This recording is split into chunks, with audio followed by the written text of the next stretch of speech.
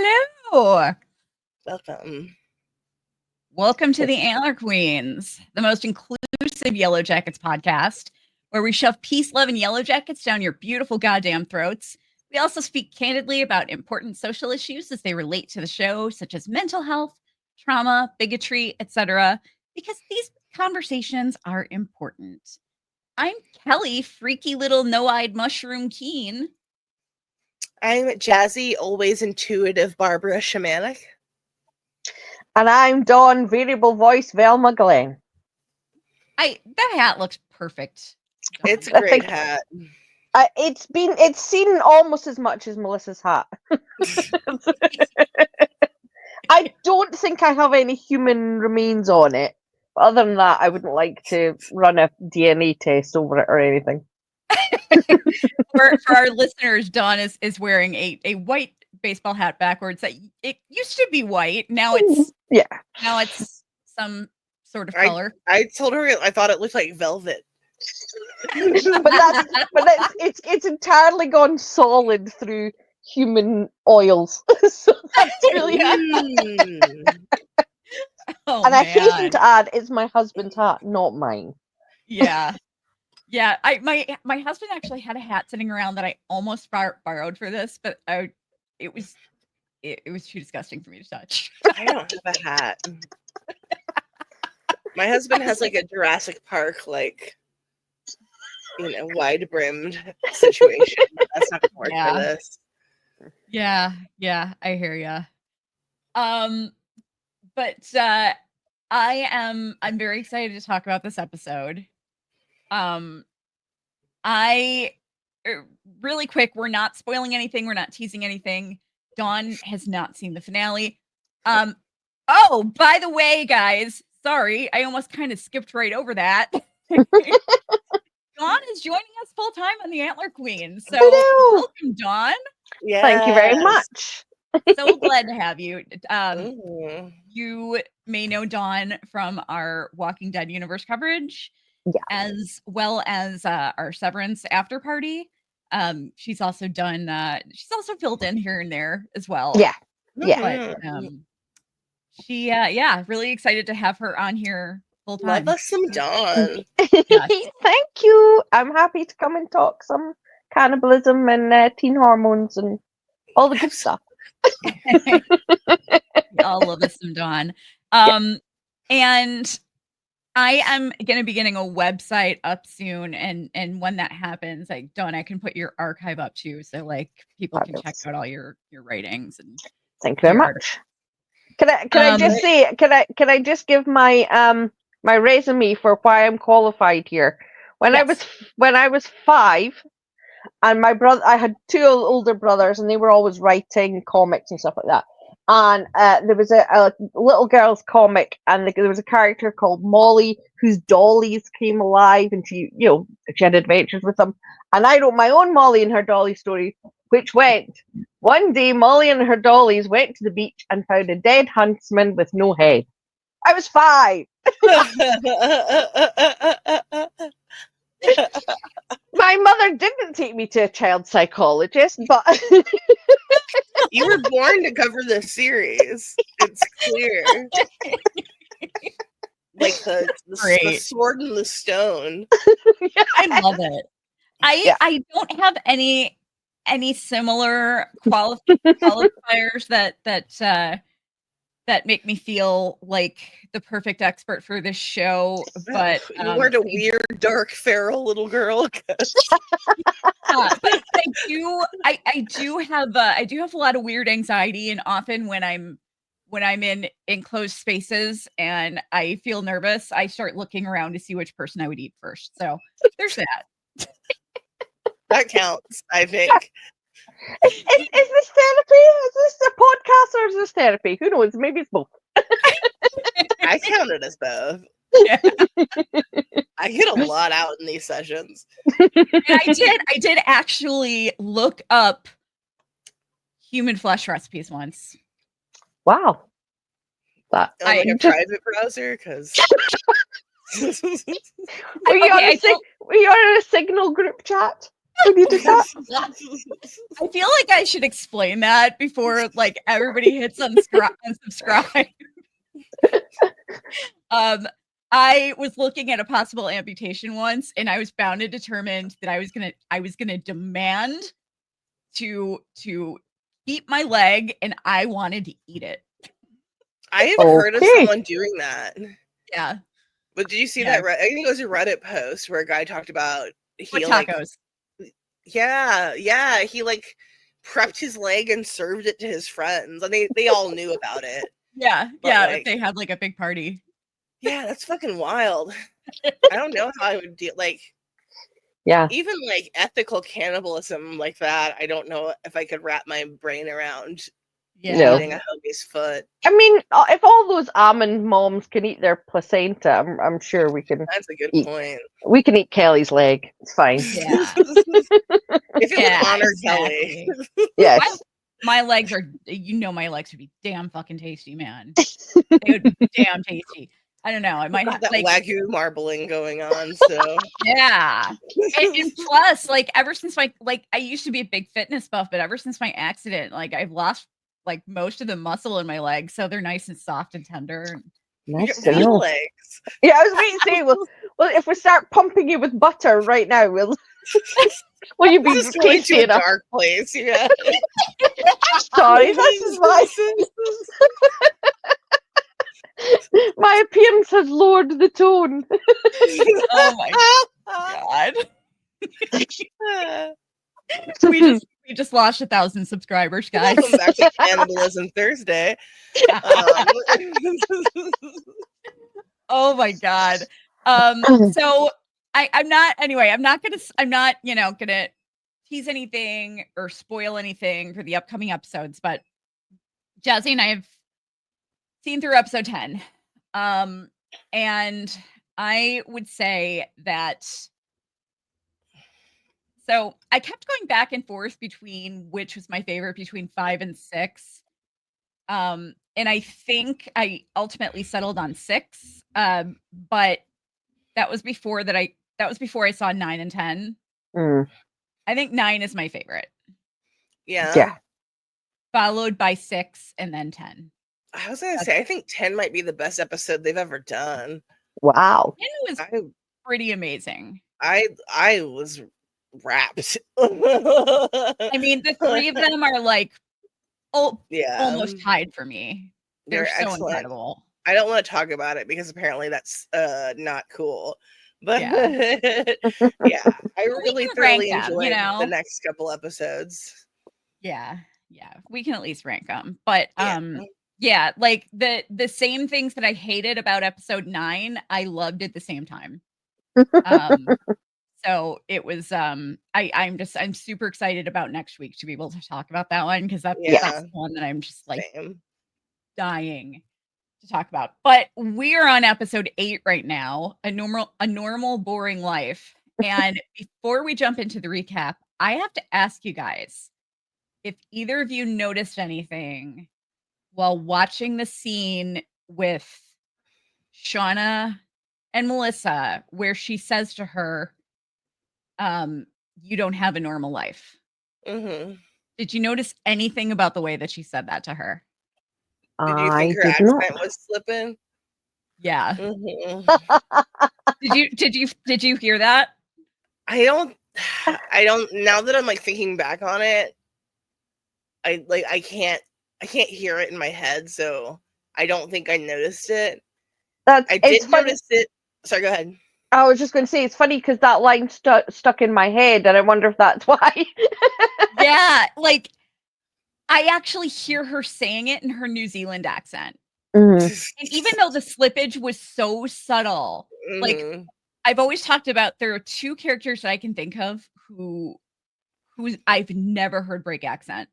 And that's Melanie Linsky playing Shauna and AJ Simmons playing Randall from. Mm-hmm. And it was the way she slipped, and this was the first time I've ever heard her slip, and it was so subtle that it almost makes me think like maybe it was my imagination, but it was just the way she said life, like You You know don't what? have a normal life. I think now that I'm thinking about it, I can hear it. Yeah. There was a moment earlier in this scene where she's telling Jeff to, like, before she leaves the hotel to go after Hannah or Alex. Before she leaves the hotel to go after Alex, and she's telling Jeff to tell Kelly that she better stop following her around. There was like a moment in that, I don't remember what the line was now, or what the word was now, but there was one word in that sentence where I was like, oh, there's a little hint of New Zealand in there. I love when that happens. It's no shade to the actors. Like, I mean, she's done such a great job at, like, Steve didn't know she was from New Zealand until I did that interview. That was like the first time he ever heard her normal speaking voice. Yeah. Oh my gosh. Oh, that's so funny.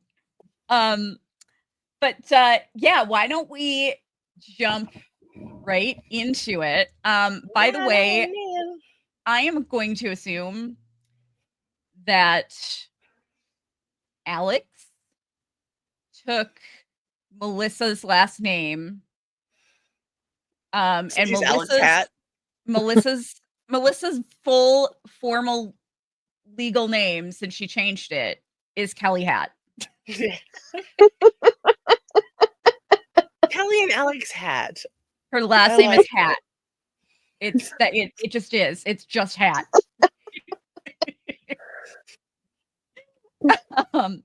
But and long live Shauna Hat. Okay. Let's jump into it, shall we? Do it. Starting off in the adult timeline, or are we? T and Shauna vacantly brings up groceries at a supermarket while soft music plays in the background. You already scanned that one. We hear the familiar and sarcastic voice of Jackie just off screen. She comes into focus looking like a perfect Lily P. Karen, healthier and much less like Jack at the end of Titanic than when we last saw her.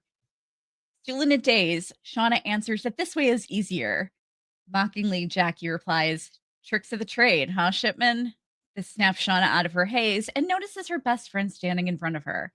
She asks Jackie what she's doing here, and Jackie volleys the question back at her, tisking at the way Shauna's life has appeared to have panned out, criticizing her wasted potential. The music warbles and the lights flicker, and Shauna realizes the packages of meat she's scanning are actually chopped up human body parts that have started to pile up in front of her as she stopped scanning. Jackie makes another sarcastic remark and calls her Shipman. Shauna tells Jackie not to call her Shipman and tells her she's always fucking hated it. Jackie looks hurt and asks why Shauna never said anything. Looking around, Shauna asks if this is really what her life turns into. Jackie inquires, how should she know? She's dead. Shauna killed her. The lights flicker and crackle more, and they both look up to see dozens of moths caught in the light fixture, struggling to get out. They're drawn to the light, says Jackie. Should have known better, don't you think? Dozens have become hundreds, and the moths strain against the glass until it finally shatters. Snapping out of the dream, adult Shauna sits up in her van and takes a deep breath. We see her outside of Hannah's daughter's house. She grabs her knife and lets herself in the front door. We see a tidy, lovely home with evidence of children living there and plenty of live, laugh, love decor. She hears voices from upstairs and ducks into a closet. Alex and her daughter dance onto the screen, eager to see what has been made for lunch. Another woman's voice calls off screen that the pair are going to be late. The source of the voice appears on screen, and we get our first glance at adult Melissa, complete with trademark hat. She hustles Alex, Hannah's daughter, and Melissa's dun dun dun wife out the door with their daughter in tow. Alex warns her wife, who she calls Kelly, that her car is almost out of gas. They kiss and Alex leaves. Melissa immediately palms a kitchen knife and orders whoever's in the closet to show themselves, telling her she has no idea whose house she walked into. Shauna comes out and says she thinks she knows exactly whose house this is, asking if she's going by Kelly now. Melissa is shocked, asking what Shauna is doing there. Shauna asks her what the fuck she's doing alive. After the opening credits, we see Shauna and Melissa both pointing knives at each other as Shauna tries to order Calissa Hat around. She tells her to put the knife down. Calissa asks if they can both act like sane adults and both put down their weapons. Sane, Shauna questions? Sane like marrying the daughter of a woman we killed and telling her your name is Kelly? At the hospital, Misty is just calling Shauna to say, fuck you, and to get her ass back there. Across the room, Ty is being told that it may be time to put Van into hospice for palliative end-of-life care. Misty tries to comfort her, asking if there's anything she can do. Ty asks her to help find the palliative care unit. At the Jolly Hitcher, Jeff and Callie have lunch in the restaurant while Jeff nervously tears up sugar packets. So relatable. He suddenly ducks down and tries to hide his face with the drink menu as he points out the Joels across the restaurant. He peeks from behind the menu to see them staring at him. They wave him over. The Joels ask Jeff what he's doing at the hotel, and he says he's having a staycation with his family. The Joels insinuate that he's cheating on Shauna with Callie, and he quickly corrects them with some disgust in his voice, telling them that she is his daughter. Jeff asks if he can pitch to them one more time. They tell him they've already chosen someone, pointing to a young man walking toward their table. To Jeff's dismay, it's goddamnfurniturefam.net. He tells them it's a bad idea, and they douchebaggily wave him off. Jeff's phone rings. It's Misty asking if he's heard from Shauna. He has not. He says he assumed she was with Misty and the others. Misty informs him that she was supposed to be, but ditched them at the hospital. She begins to question Jeff on Shauna's whereabouts the day that Lottie died. Jeff is confused as they were with Misty and the bingo ladies. He asks Misty what Shauna's done now, but Misty just says that she has to go, and if Jeff hears from his wife, to tell her to get her ass back to the hospital stat. She hangs up on Jeff, leaving him shouting her name into the phone repeatedly, disturbing the other restaurant patrons. He sits back down with Callie, saying, "Everything's good. All good. So good," while he presses his face into his hands, completely freaking out. Shauna, shocked to see Melissa alive after they all attended her funeral years ago, demands answers. Melissa says, even without a body, if you leave a suicide note, the cops will usually take the easy win. Shauna asks if Melissa is still in love with her, but Melissa laughs. No, and it's doubtful she ever was. She just felt out of place after they returned, and Shauna scared her shitless. As Melissa's phone rings, Shauna blocks it with her knife, pulling out the DAT tape and accusing Melissa of messing with her. Melissa admits Hannah tipped her off about the tape for Alex, but she couldn't deliver it, both because of what it contained and because she didn't want Alex to have to live with that knowledge. So you married her instead, Shauna sneers. Melissa replies that she loves Alex. She insists that she never meant for this to happen. She just wanted to make sure she was okay, and she kept checking in on her until one day they finally fell in love. And their relationship is real and not some fucked up survivor's guilt or sympathy marriage. Or maybe it is, but regardless, she loves her and couldn't give her the tape. She brags about her happy life. Wife, kid, church, until Shauna's smile freezes. None of that matters to me. She tells her to sit. They both clutch their knives as they sit across the kitchen table, tensed and ready. Shauna, now seated, grills Melissa. If her life's so peachy, why send the damn DAT tape? Melissa confesses it was haunting her, and she stashed it in a safety deposit box in case the Yellowjackets came after her. Shauna asks why anyone would come after her. Melissa waves at the knife party they're currently attending. She rants about Lottie's cult and their sacrifice kink. Shauna snaps she never joined, but Melissa steamrolls. Natalie's dead.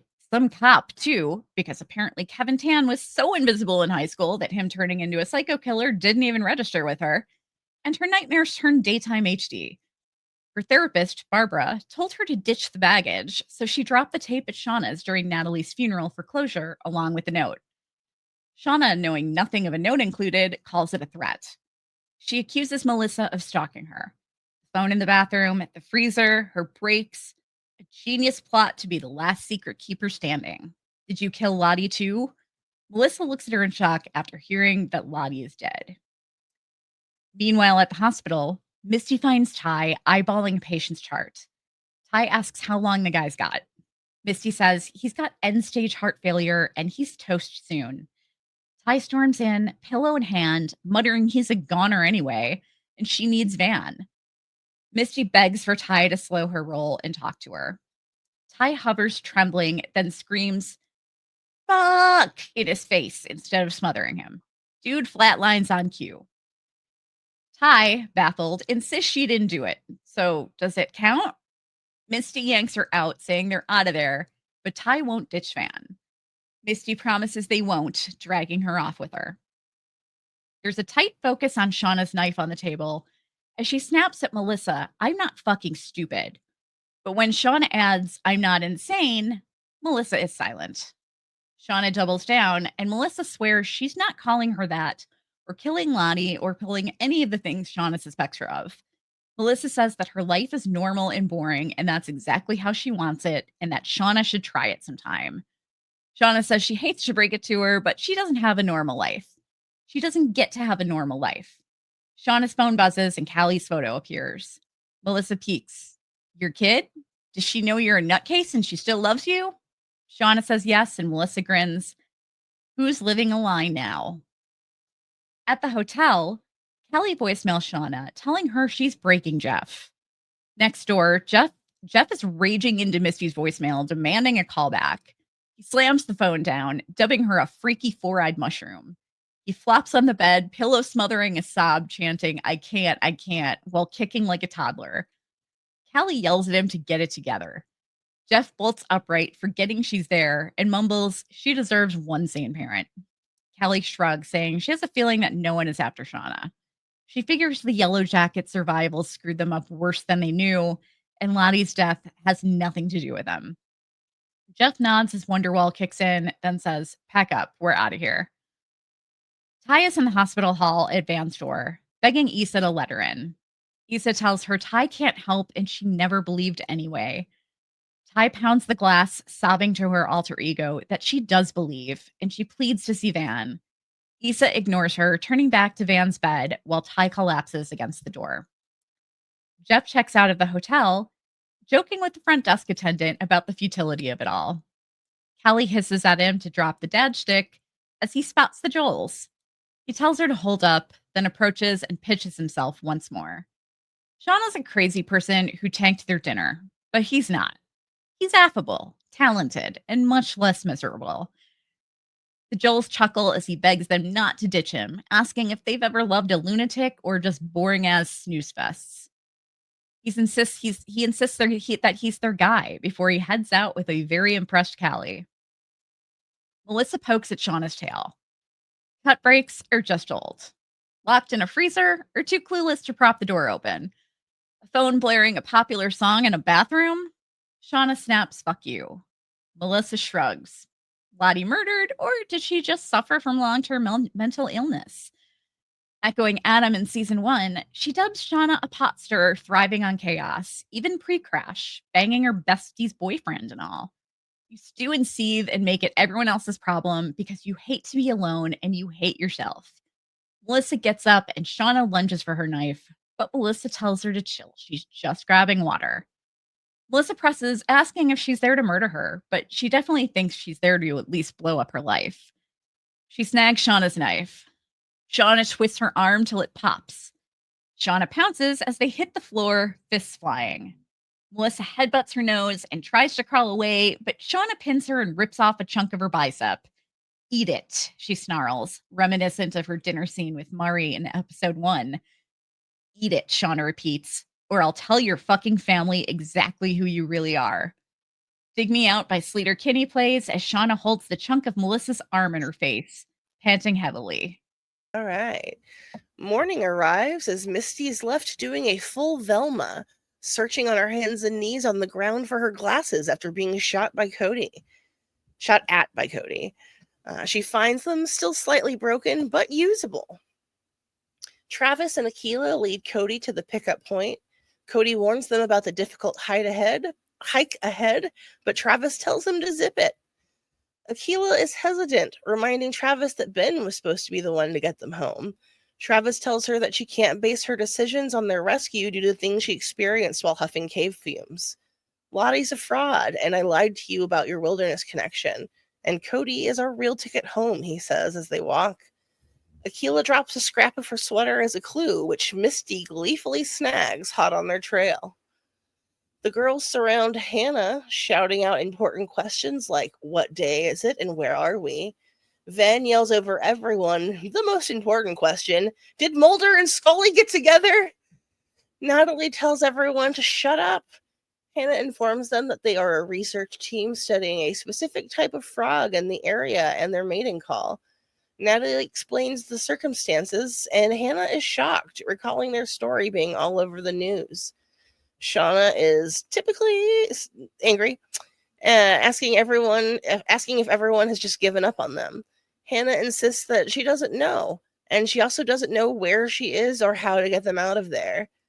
Shauna continues to be antagonistic, but Hannah remarks on their impressive survival and building skills.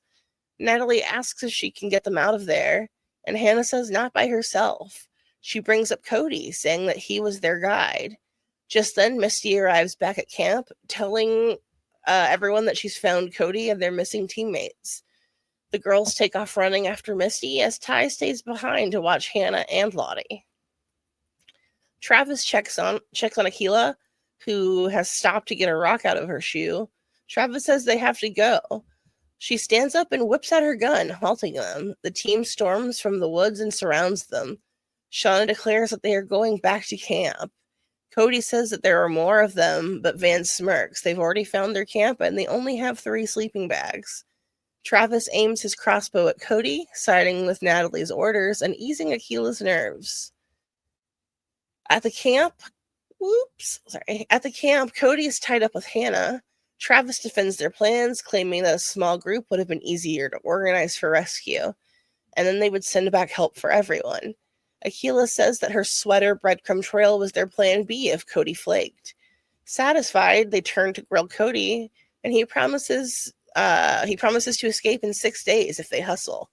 Natalie is hyped, and they start organizing everyone, but Shauna cuts in. You're not in charge anymore. Natalie reminds her that this is rescue. Misty interrupts, asking about Cody and Hannah. Natalie says they are the key to the rescue point, but Misty doesn't trust them. They might tell someone what they saw at the barbecue. Cody tells them that he didn't see shit, and Hannah agrees, but Misty is skeptical. Hannah swears to God, and Shauna says that means nothing out here. Natalie orders them to bury Edwin and puts Mari on guard duty, then tells everyone to start packing. The girls buzz with rescue fever until Lottie yells, "No!" Everyone freezes, and she tells them that they can't go back. They don't belong there anymore. Natalie asks why they should listen to her kooky ass, and Lottie clams up, and the packing resumes. But Shauna and Lottie linger, dubious. All Right by Supergrass kicks in as Hannah and Cody bury Edwin under Mari's watch. Mari sips water, dreaming that it's actually a Slurpee. Misty fantasizes about using a real toilet with actual toilet paper, and Van flops into some clean, fluffy bedding. But as Ty approaches, concerned, the fantasy fades, and she starts to ask what if they can't be together once they get back home. The world won't accept them, and the wilderness will follow them the rest of their lives. She fears that they will have to kill the rest of the Frognerds. Van says rescue trumps all of that. She convinces Ty to go pack. Ty looks back, smiling eerily as the no-eyed man looms behind her. Shauna glares as Melissa packs, asking why she's being weird. Melissa snaps that she's being normal, and she's glad that rescue means she gets to ditch Shauna, who doesn't seem to care that Cody shot her. Shauna claims that she trusted Jen to patch her up and promises that she wanted revenge herself. Melissa finally cracks a smile, and Shauna tells her to stop being a bitch, passing Melissa her hat. Melissa dreams out loud to Shauna about college and normalcy, but Shauna sees a moth like the one from her dream earlier and fixates on it, zoning out. Melissa snaps her back, handing her the sheath to her knife that she made for her, and asking if she's taking it back home with her. Wonderwall plays as the teams pack and fantasize about McDonald's, giddy about going home. Akila listens, smiling and fetching water, But when she heads back to camp, she drops her water bucket and hyperventilates over a vision of dead crops and goats. Lottie grabs her shoulder, soothing her, and Akila asks if what she's seeing is real. Lottie says everything's fine and asks hesitantly if she saw something. Akila stares at her knowingly. Over at the plane, Natalie leaves Ben's jacket and some of his other items behind. She tells him goodbye and wishes that he had made it to this moment. Behind her, a creaking noise seems to be moving closer to her. Natalie turns and faces it, but there's nothing there. The creaking continues to sound around her, and she says out loud to the nothingness, "We're going home, got it? We're leaving whatever you are behind." She's answered by silence. Natalie and Travis hold Cody and Hannah at gunpoint, warning them that they will lead or bleed. Cody and Hannah defer to them, saying that they want to go home too, and Natalie shouts, "Let's fucking do this." They all cheer and pick up their things, when Lottie stands and says she's staying behind. Confusion reigns. Van calls it a cute joke, but Lottie looks at Natalie, eyes full of tears, and said, "That's not home. What home do you have to go back to? I can't go back. If I go back, nothing will be well. I won't be well. I won't be me. The me that was made out here. The unwellness that I feel is so deep in my bones. We are safer here." Natalie tells her, "Fine, stay." And she instructs the rest of the girls to start heading out. Shauna drops her bag, also deciding to stay. Not for Lottie or for it, but for a gut vibe. Ty joins her and Van snaps, absolutely not having it. Ty insists that what Lottie and Shauna are feeling, she feels too. Something is off. Natalie asks if everyone is going fucking insane. Travis jumps in and says that what doesn't feel right is staying and ignoring rescue. Natalie tells the girls to stay if they insist and that they've all lost their minds. She says the rest of them are leaving. Shauna steps forward and quietly but firmly says, "No, you're not." Everyone turns to stare at her, and that is the end of the teen timeline. I am not gonna lie. I was tearing up when Lottie was talking. It was such a good monologue. Yeah. I get it. Like, she's been medicated her whole life. Like, while she's while she's incorrect, I'm sure she feels like as free as she's ever gotten to be, and like she has power, and Yeah. I get it on some level, the desire to not live like a life being like medicated out of who you think you're supposed to be, but also she axed a guy, so Yeah. maybe a few mood stabilizers won't hurt, Yeah, It, for sure.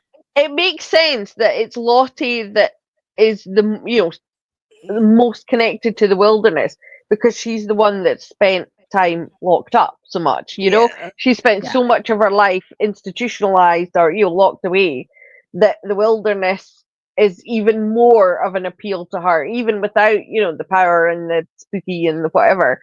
Just because it's freedom, as you said, Jazz.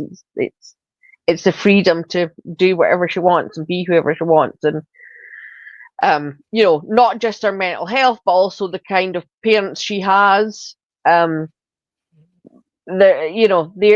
is. I was just saying, she's the Helena of this show.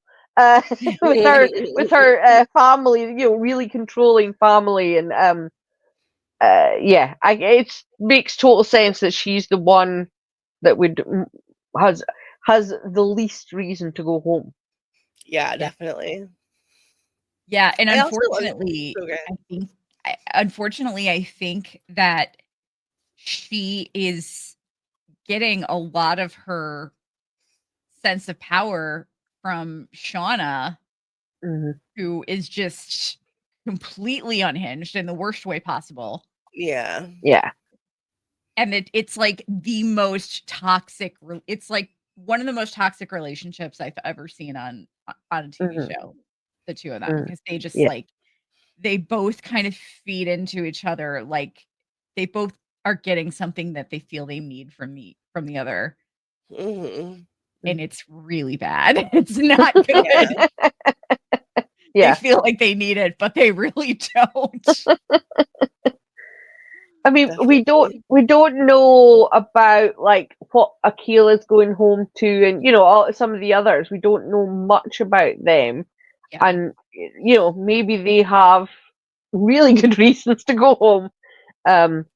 But yeah, Misty as well is another one who's going to lose absolutely everything she's gained out there as they go home. So yeah, But Misty's not on Team Stay in the Woods either. no, which is interesting, isn't it? Mm-hmm. Because she's the one, obviously, that most wanted to stay in the first place.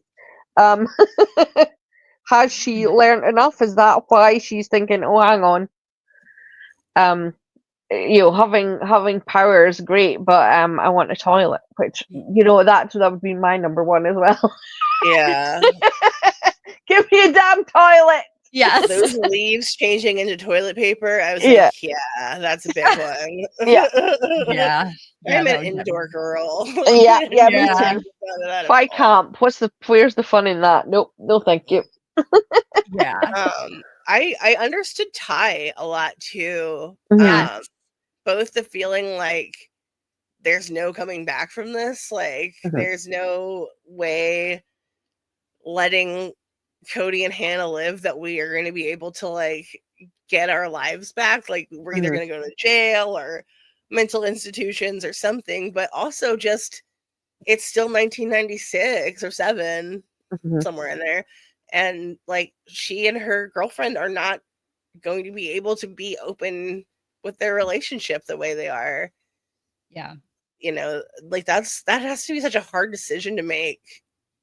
Like, am I going back in the closet? Am I going back to living a lie? So to some extent I get it, but Van does not have the same concerns. Well, I was going to say they're still teenagers. They're not going to be able to live together, but and so that would be a big thing. Even if they were out, it would still be a completely different relationship because they're not going to be with each other 24/7. Yeah. But it's at the same time, it's like I was watching this thinking, at first I was horrified that any one of them would say we're staying, but then I was like, what? It's not even just about worrying about what Cody and Hannah might say when they get back.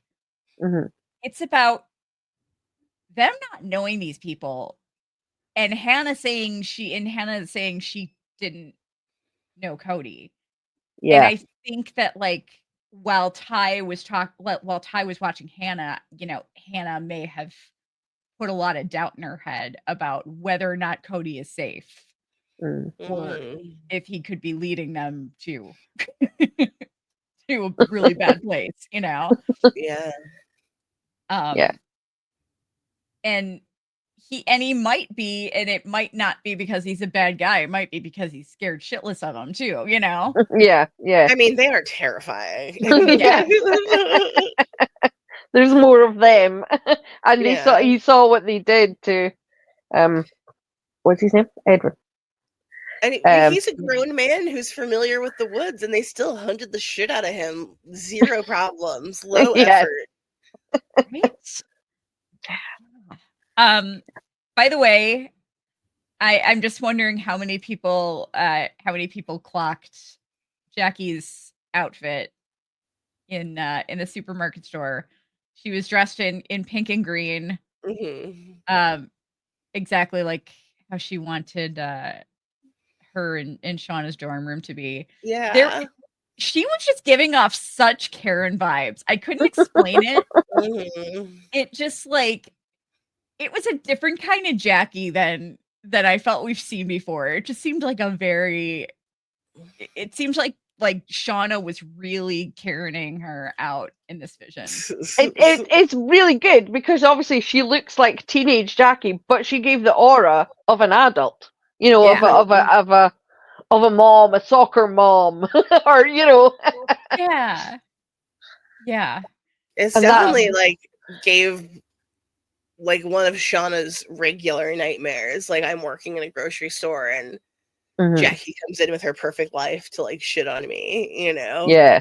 Yeah. Just cranked up with the cannibalism. I really like, I had a hard time getting past the corniness level of Melissa, Kelissa, whatever you want to call her, still wearing a backwards baseball hat. I mean, I get why they had to do it story-wise, but it was like that. Yeah. Not to be a dick, but that the combination of that and her freaking wig line when she took the hat off and she has like an inch of just like straight up like square shaped hair on top was so weird. I didn't even notice that, and that's so bad that I'm so bad at recognizing that because I like wearing wigs a lot. It was I'm like, rough. oh god, mine are probably really obvious.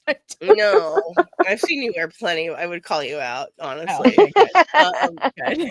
Like, girl, fix your wig. That's my job as your black friend. Okay, good. But yeah, it was just like where it had been pressed against the hat, you know? Yeah, yeah. Bunched in the front, and I was like, at no point did hair and makeup want to go like between things. Like, just give it a little pat. But yeah. I mean, do you think it was better than the season 2 wigs? Yes. Yeah. I'm on par. Specifically Natalie's. No, Natalie's wig is so bad. Yeah, it was rough. By the way, can I just speaking about Natalie, you guys, I'm so annoyed. I have seen way too many comments about people complaining about Sophie Thatcher's lip injections. What? And it's driving me nuts. First of all, you know, it's her prerogative. You can have your own opinion about beauty standards and whatever.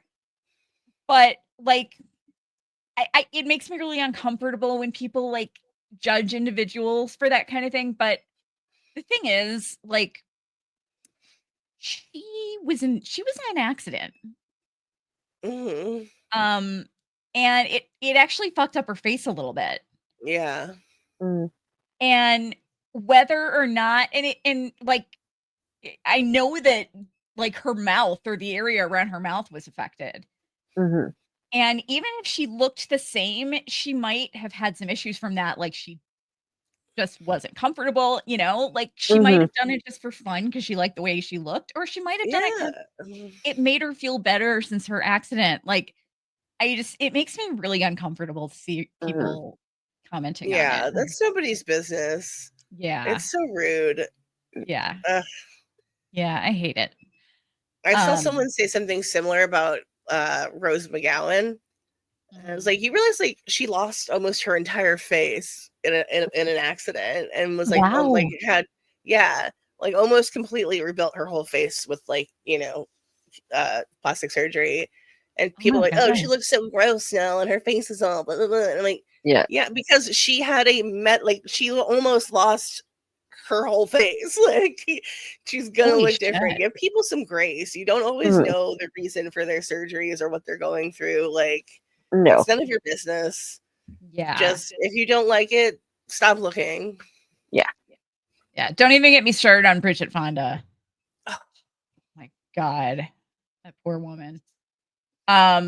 People are mean. But, Sophie Thatcher's so beautiful. Like, oh, she is stunning. She's absolutely stunning. And she's from the Chicago area. I know that. Yeah. But I want to talk about. Okay, so there is.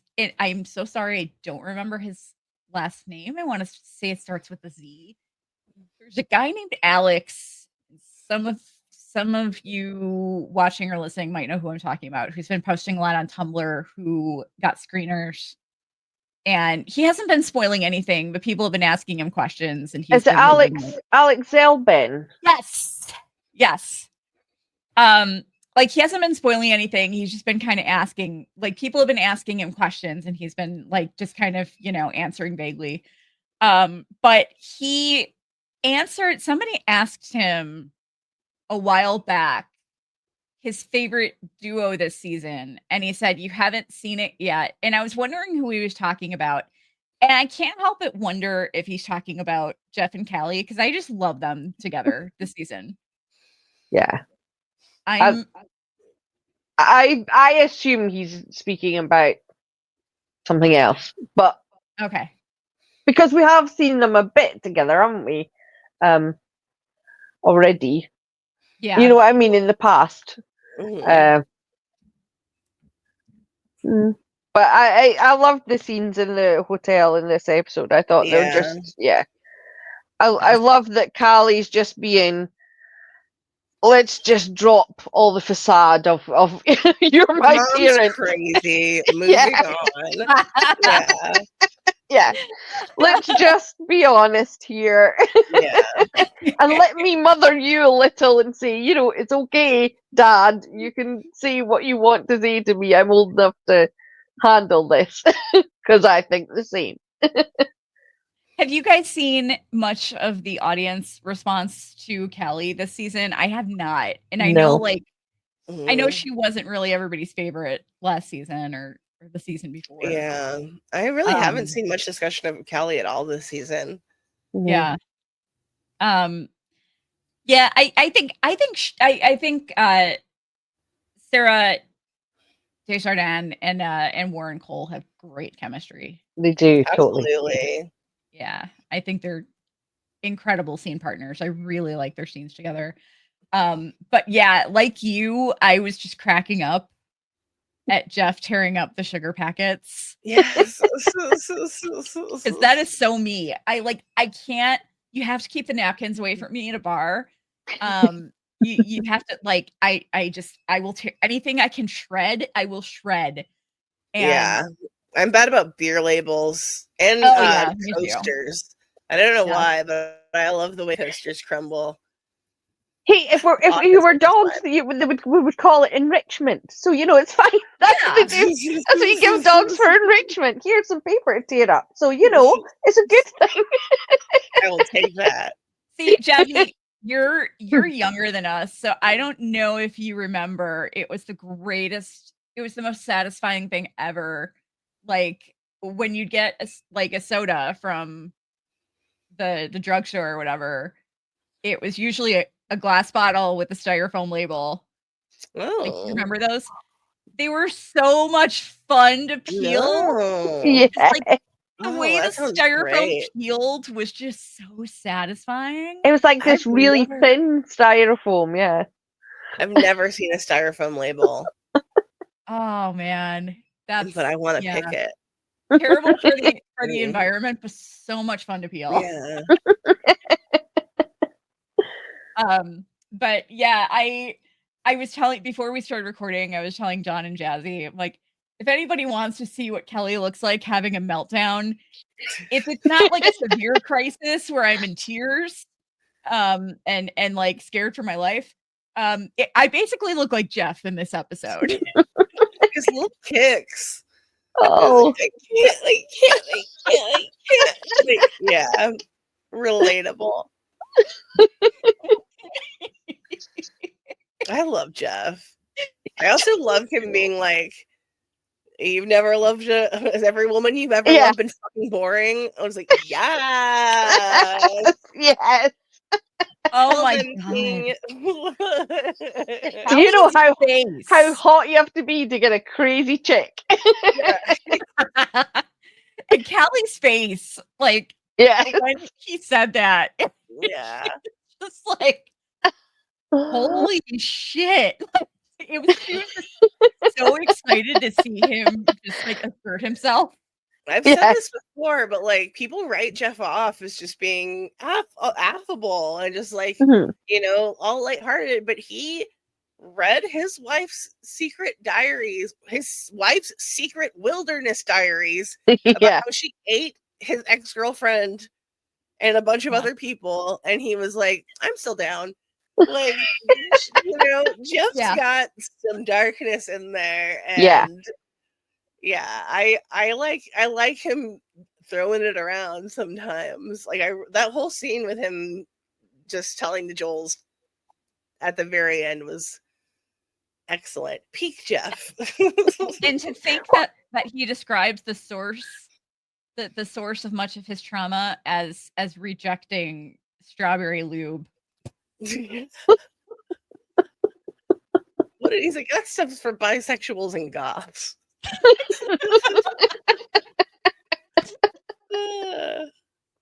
Do you know who you're married to? Do you think they've used some strawberry lube since then? I think they have. Yeah.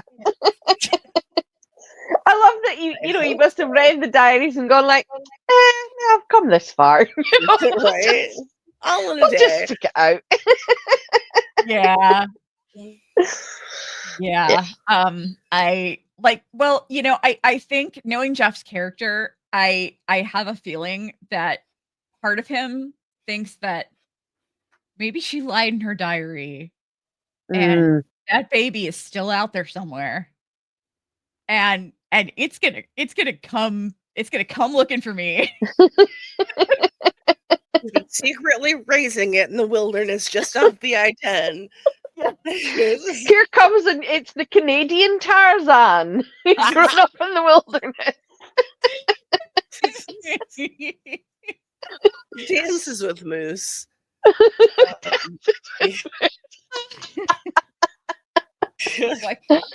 a good one. I really have enjoyed all of Jeff this season. Yeah. My favorite Jeff scene of all time is when he tells Callie about the baby. I just thought that was amazing. Yeah. He gets a lot of hate online. I have a feeling we're gonna get a lot of dislikes because we're talking about how much we love Jeff. But I love Jeff. But yeah, I think it's so refreshing that in this kind of show they have him, stick up for Shauna so much, because so often it's just an easy route to, divide a couple, and he hates her, but they've had them go along this far anyway. That he's helped her every way. Oh yeah, of course I'll cover up the dead body of the guy you were sleeping with. Sure, why wouldn't I? Yeah, and I'm just like, yeah, good for him. This is a couple that are really, really ingrained in each other's lives and think of each other as their partner, even though Sean is doing all this stuff behind his back. He thinks of her completely as his partner, and good for you, Jeff. Secrecy is her love language. Yeah. Like, he gets it. He gets her. He does. Yeah. It's not personal. He knows that. I do love that. Man, I love that the other guy just doesn't have a name. They're just the Joels. The Joels, yeah. The Joels. He even said that they're not both named Joel, but he never says the other guy's name. He's a K Joel. So he calls them that. Great. Excellent. And that scene said so much about them. I love that with the writing, when you can say a huge amount about a character with one line, which was them assuming Callie was his bit on the side. Yeah. That just gives you such a huge picture of who they are as people, just with that one line. Yeah. yeah, exactly. I just they really did a great job at finding the perfect guys to play two douchebags. Like, they just give off the worst douchebag vibes. Yeah. I'm also glad that he got to have that moment with them after Shauna tore them down. Yeah. Because I feel like she set him up to be able to do that. Even if he had won the contract outright, which it didn't seem like they were ever seriously considering him. Yeah. Her causing all of those issues and telling them exactly about themselves, put him in the place where he could like she set him up for him to knock it down, basically. Yeah. I appreciated that. I love Yeah. that she got to tell them that they were like a bunch of nepo babies. Yeah, for sure. I loved that furniturefam.com came back to haunt Came him. back. Why I order? How do you guys feel about Hat marrying Hannah's daughter? About Melissa being married to Hannah's daughter and her not knowing who Hey, she is. in Kelly. real life. Kelly, remember those red flags you had for our brother? Oh my god, yes. Yes. I'm getting them. Yes, let's put out a couple of red Yes. flags there. Yeah. But I'm going to throw in all of the red flags.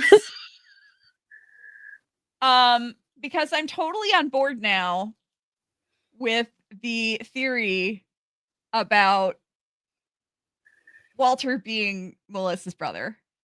Really? Oh. Interesting. Oh, wow. There is something up. Melissa is sus as hell to me. Yeah. You guys agree. Yeah. know? Yeah. I definitely don't buy her whole I'm normal and boring and I go to church. Like, Yeah. Not buying it. No. Yeah, I don't either. I think she's kind of like, I feel like it's almost kind of like a repeat of Shauna in a way. Because when we first saw Shauna, like, she had, this just like the episode title and this a normal, boring life. Like she was a housewife and like, like she just, her family were having money problems, but I mean, it was like the most normal life you could imagine. And we found out that she was just like the most unhinged when, we're all focusing on Misty. Yeah. And I feel like that's where we're going with Melissa. Yeah. And I also feel I don't think that she sent that I don't think that she sent Shauna the tape to get stuff off her chest. I think she has an agenda. And I think Walter might be part of that. I think that's a good take. Yeah. Yeah. I totally called out that she was going to be in a relationship with Hannah's daughter, by the way. I totally yes, predicted you did. Oh, did. well done. That's amazing. By the way. But yeah.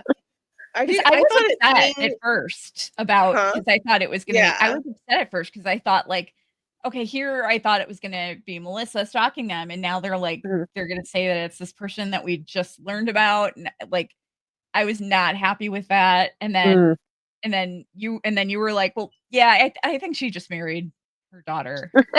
Yeah. And I was like, they're going to be in a relationship where she killed her and assumed her life or something. Oh, yeah. Yeah. Of that nature. Yeah. So well done on that. Thank you. Going back to what you were saying about the boring life thing, in the same vein, like she's like the Shauna in the Jackie Shauna relationship. Like she like the way that Jackie is the sun to Shauna's moon. Their relationship was the opposite, where Shauna's the sun and the center, and she's like fawning over her and, like wanting her attention. And it still doesn't seem to be going very well. So, like, it wouldn't surprise me at all, like that. She saw what Shauna ended up with, like the husband and the family, and she's like, I'm going to try to do that too. And it having the same effect, like, she calls Shauna out for wanting to blow up her life, but like her whole fucking life's a lie. You don't think that's gonna blow up at some point, and that's not gonna be exciting for you? That's exactly what I was going to say. She everything she was saying to Shauna could have, say to her. She was speaking about her own life. You took the tape to Shauna, even if we pretend that what she said was true, that she took it to Shauna to, you made contact with somebody who thinks you're dead. So why, if you're blowing your own life up, you're doing exactly what you're accusing Shauna of doing. They all had written her off. They all thought she was dead. Yeah. So they would just, and they wouldn't have even thought about the tape until she's brought it up to them. So you're digging the bodies up, Melissa. None of them knew the tapes existed. None of them knew the tapes existed. No, exactly. Yeah. So yeah. I mean, I also, like, it's just creepy that she would have sent it in that envelope with the symbol on it. Like, it's just weird. Do you think she mailed it? Do you think she was telling the truth about the note? And someone else took it. There was an envelope. It said there was an envelope that said, Shauna Shipman, and we never got to see what was in it. No. So yeah. But there was a shot in, I believe it was the trailer, or maybe a teaser, but it was definitely like an official Showtime thing where I saw Shauna looking at a note. So I'm guessing. Okay. Yeah. She finds it eventually. Yeah. Yeah. But I just, like, okay, yeah, there was the weird symbol on the envelope, which is weird. She could have just sent it. Why did she take it herself? Like, that's creepy. I don't know. There's just so much weird stuff that I don't trust about her. Yeah. Love Hillary Swank though. Really killing it. Really killing it as adult hat. Yeah, for sure. By the way, I just want to comment that I love that Yellowjackets introduced both a Kelly and a Keen in the same season. Yes. Within 2 episodes of each other. It's totally a homage to you. We know it is. Yes. Yeah. Melissa changed her name to Kelly and then married the daughter of a Keene University researcher. I love it. It's all coming together. Watch us find out that she changed her name to Keene. She changed her name to her last name to Keene because her mother was like so proud of where she went to school, and Alex's mom. Does Alex know that Hannah was her mother? Because she wasn't aware. Like I surrendered her at birth or whatever. We find that out from Shauna. Yeah. Does Alex ever know anything about her mother?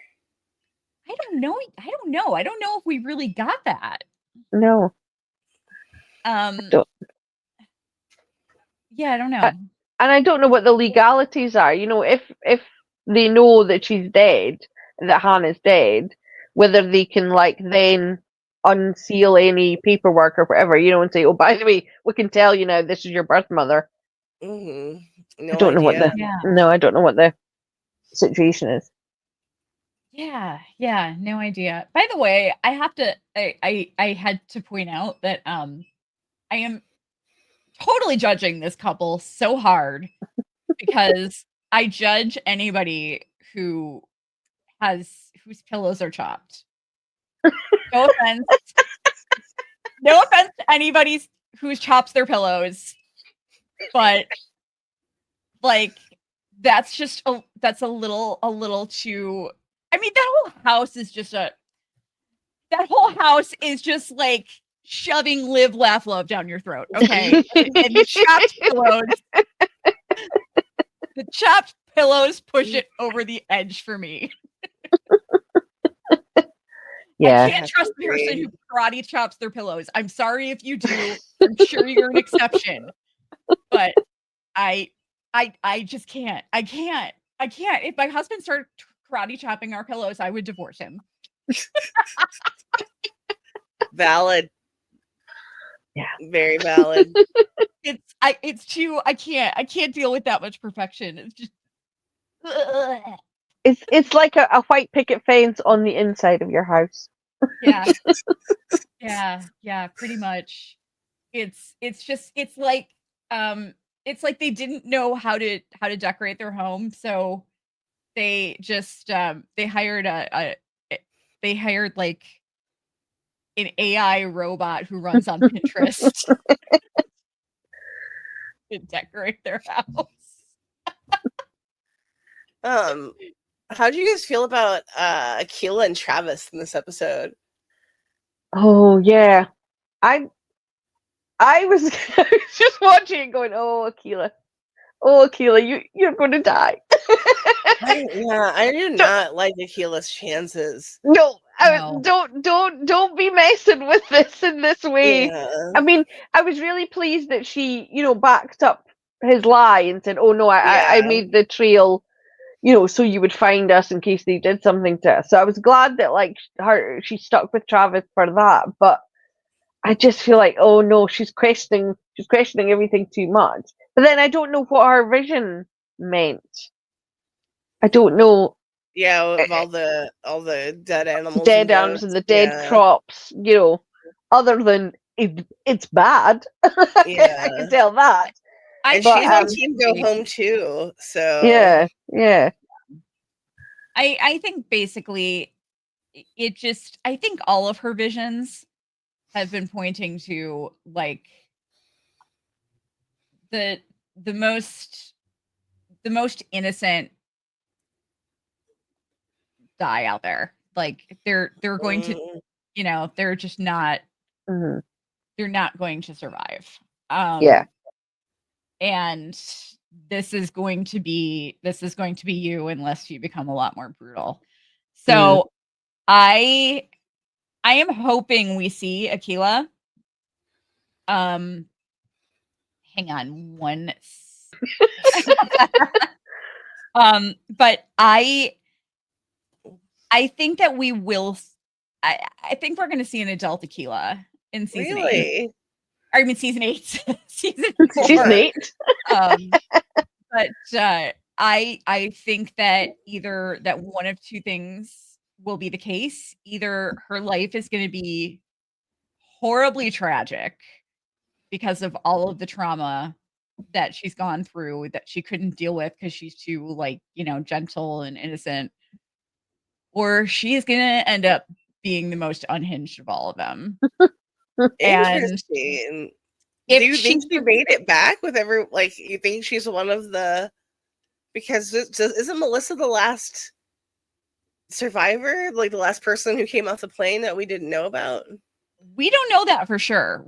People were just assuming that there were 8 survivors because that's what we saw as the quote unquote animal council. Yeah. Well, no, the scene of them getting rescued is what I was we didn't see everybody in that scene. Okay. We didn't see Melissa actually in that scene. No. We don't see everyone's face. They're all right. Mm-hmm. But I also think that Akila could possibly be Shauna's undoing if we see her as an adult. I could see that. Yeah.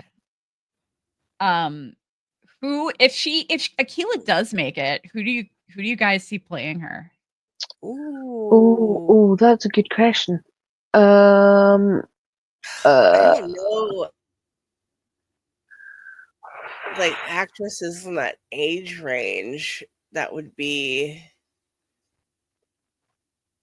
because I probably would say the actress who plays Simone would be a good casting for adult Akila. Let's take it out. Yeah.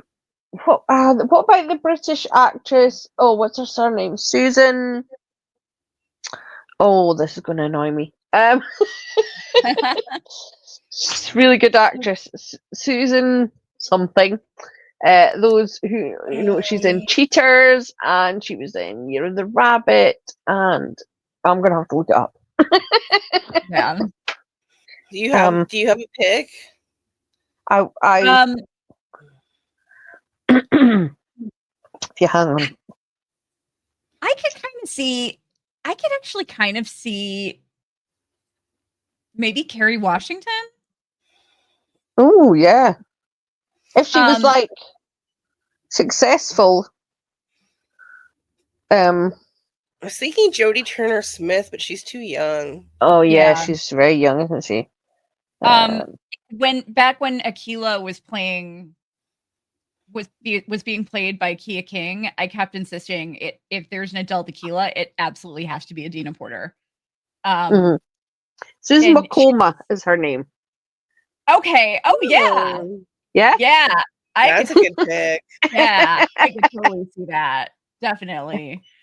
But yeah, I mean, Adina Porter is a great actress, and she could totally easily be Kia King's mother. I mean, she looks so much like her. But I mean, she also kind of resembles Mia enough too. She's a little older, but I think she could pass for mid-40s. But yeah, what was that actress's name again? Susan McCormack. She's actually a bit young. I think she's only in her mid-30s, or possibly even younger. But she's such an amazing actress. Gotcha. Yeah. Of course, we could be as international as we like, because New Zealanders and Australians. Yeah, for sure. But yeah, I feel like, I don't know. I feel like I feel like Kerry Washington could be a good choice too. I think Kerry Washington's too fair. Yeah, she is a lot lighter. Yeah. That might not work. She kind of resembles her though. Ooh, what about Lashana Lynch? Lashana Lynch would be a good choice. Lashana Lynch is gorgeous. Yeah. She's stunning, isn't she? I was thinking Rutina Wesley. Oh, Rutina. Yeah. Love Rutina. Of Rutina. Rutina. Oh, yes. Great. I had to look up her name. She's in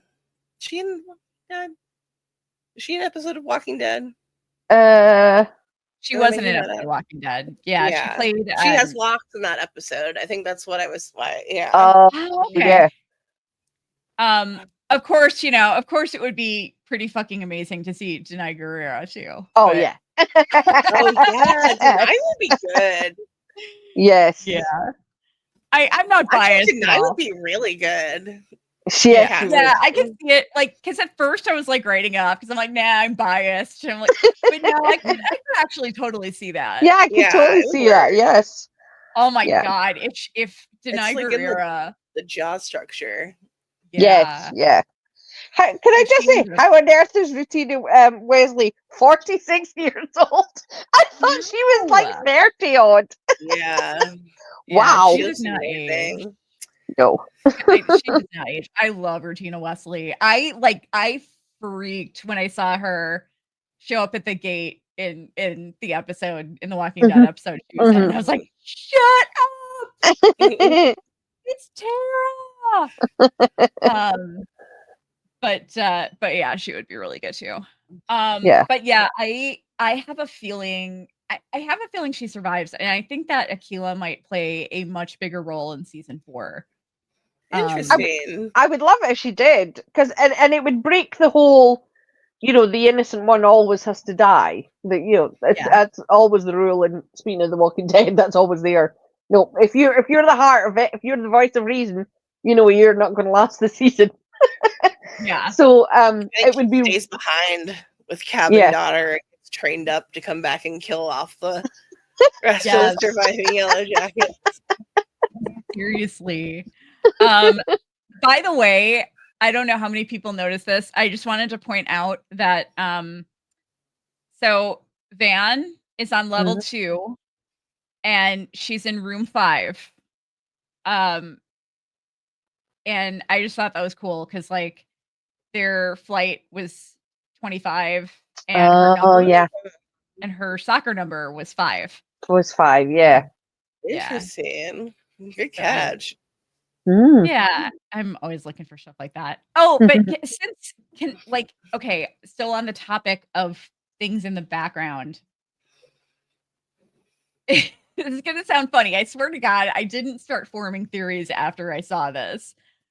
But one of the first things that I noticed about Walter when he came onto the show that stuck out to me, but I remembered it, but I didn't focus much on it because I didn't really think it was a theme. I figured they were just like sticking with the theme of the overall show.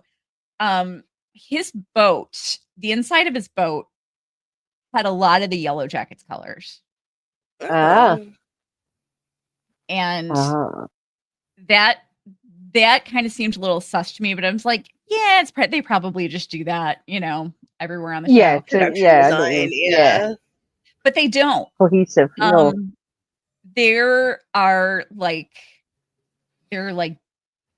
bee or wasp references in the background, or like wilderness references, or the colors blue and gold in the background where of characters who are like a little suspicious. Interesting.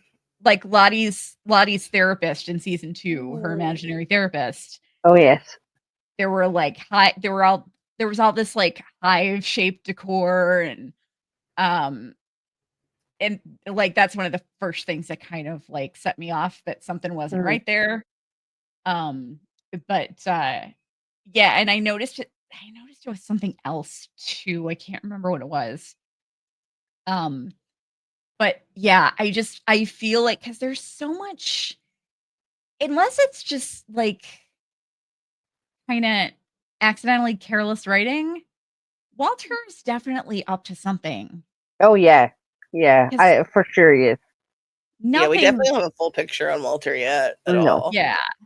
I'm not buying his backstory. No. Period. Not at all. And I could see like maybe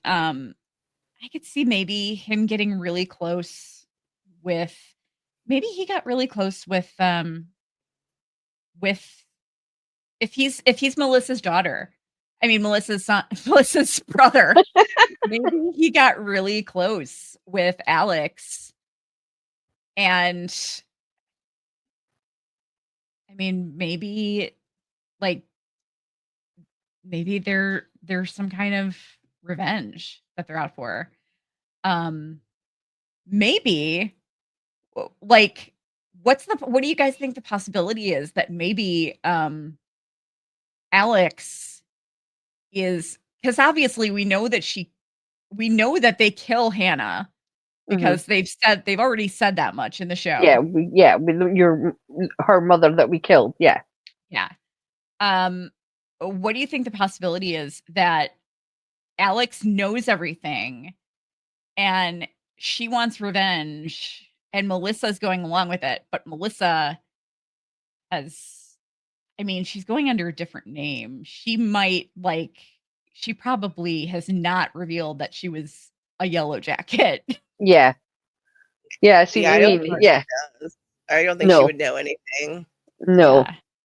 That is an interesting wrinkle. Yeah. Yeah. Yeah. I mean, why would she? Like she explained, she was having nightmares again, and okay. First of all, some cop. What? She not? She said some cop, like Natalie died, and some cop. Some cop. Yeah. He was your classmate. Yeah. Yeah. Okay, first of all, I could understand if maybe she forgot, but like it would have been a huge story. Yeah. It would have And- said in It would have the reporting. Yeah, that he was. It would have said that he was one of her classmates, but also that he killed these people. Yeah. That's a huge story. And that's bizarre. Yeah. Yeah, it would be news that your former high school goth kid who became a cop killed 2 people. Yes. I feel like that would be a bit bigger news than they're making it out to be. Yeah. And by the way, remember they were all lost in the wilderness except for him, It would totally bring it all up. So either that's not brilliant writing or that's Melissa lying about how much she knew, which I think is more likely. That And she was Walter killed Kevin. Yeah. And it's because of Walter that Kevin got that those deaths got pinned on Kevin. Yeah. Yeah. So yeah, I think there's I like I laughed off the theory of him being Melissa's brother at first. But the more I think about it, the more I like it. I'm just trying to think what is his family that he has all this money if he's lying. You know what I mean? If he's could it be that he's connected to Lottie's family in some way because they had money, didn't they? Well, I don't Yeah. I don't know if he could have lied about how he got his money because he was ready to show Misty the video, but I don't know. That's Maybe true. you couldn't really tell. Maybe you couldn't really tell that it wasn't him. Mhm. I mean, he does seem like maybe he has some brain damage, so Yeah. may not be totally Yes. lying. Yeah. He's a Oh little my God. creepy.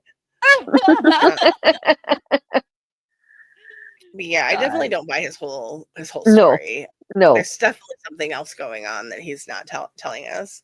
Yeah. Yeah. Yeah. Yeah. They also said that it was a miracle that he survived. Yeah. Nobody could figure out how he survived. Hmm. Maybe he didn't survive. Maybe the real maybe the real Walter Yes. Tattersall died.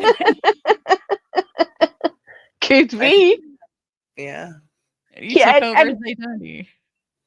Whatever it is, he thought that Misty was the route in. Excuse me. He knew how to, appeal to Misty through the detective angle. Yeah. So it would, I'm just trying to think. Why would he think Misty would be the way in? If he was, if he's Melissa's brother, Yeah. Why would he just think that's the easiest way to get in with them is because Misty's so out there? Or but I would have thought he would have contacted Lottie or something, joined Lottie's cult, or that might have been an easier way in than trying to get Misty on board with him. If Walter is Melissa's brother, do you still think that he's connected to Adam? Yes. I still think all that's connected. I absolutely think he's connected to Adam. And if he isn't, then I think something got lost in that lost episode last season that explained a lot more about Adam. Because that does not add up, and Walter wrapped that up real fast. Yeah. Yeah. And that, it doesn't, nothing about the Adam thing makes sense at all. He was stalking Shauna. He was absolutely he was straight up stalking her. Yeah. So why the fuck was he stalking her? I'm really surprised more that they didn't just call it self-defense. Yeah. And it would have been way easier on everyone to just go to the police and be like, this guy's been stalking Shauna for weeks. Here's all the evidence. He was obviously trying to ingratiate, get himself into her life. He was obsessed with her, and here's mountains of evidence that he was stalking her, and she had to kill him in self-defense. I feel like yeah, but if it was if she found out like if she found out right away that he was stalking her, then there would be the question of why. Why was he stalking her? You know what I mean? Yeah. Like, I mean, he could have written it up as him being a Yellowjackets obsessive because he, I mean, he clearly was. Yeah. yeah. Yeah. She's like, like a not famous person, but something like, a person who is known and has some, be like people, write letters to serial killers in prison and stuff like that. Like, I don't know. Just, I don't know. It's always been weird to me that they went straight to like dismemberment. Like, this will be the easiest way to fix it. Let's just chop him up and hide him around town. Now, Melissa or Kalissa, whatever we're calling her, did she say that she had a job? That's exactly what I was going to say. What was she? What's her job? Is she the stay-at-home mom? She said she has a normal, boring job. Yeah, I will bet you that her job is either she is working at an auto body shop, or what was the other? Because I'm still like, I still want to know about that fucking chop shop guy and the bartender. Yeah. Auto body shop, or what was my other idea? I forgot my other idea now somehow. I don't remember. Yeah, I'm sorry. I totally forgot. Oh, good. But there's so much to talk about in this episode. Like, we haven't we barely cracked it. By the way, this is gonna be one of my new favorite reaction shots. Yes. I love that. Van's deep concern with Mulder and Scully. Yeah. Very relatable. That's so relatable. Yeah. That I was told John, I'm like, I can't wait for you to see episode 8. There's a line that totally just made me think of you immediately. That's totally what I would have asked in 1996 or 97. Yeah, I love that. Yeah, for sure. So you can't it's not like you can go home and catch up on DVR. She just missed all those episodes. Exactly. For years. Years until she could watch them. Get the videos. Oh my gosh. I don't know, like what are you guys, what do you guys think that sound was that Natalie was hearing? Man, that was so weird. What great too for Sophie. Like, I don't know. There's always been something weird about the plane, about the crash site. That's where she saw the white moose. The white moose. That's what I was thinking. Yeah. Man, I don't know, because she's the most skeptical of all of the wilderness. But like, she is acknowledging that something is there, and they all like. I don't say that, but like, when Natalie passes, she gets pulled back to the plane, to that spot. I don't know. And she's the one we've seen most in it. It seems like she is the one that is most connected to the plane. So I know, and because she was the one who saw the moose, and obviously the rest of them saw it at the lake, but it appeared to her. So I'm wondering if it's something to do, like, it's the ghost of the moose. Yeah.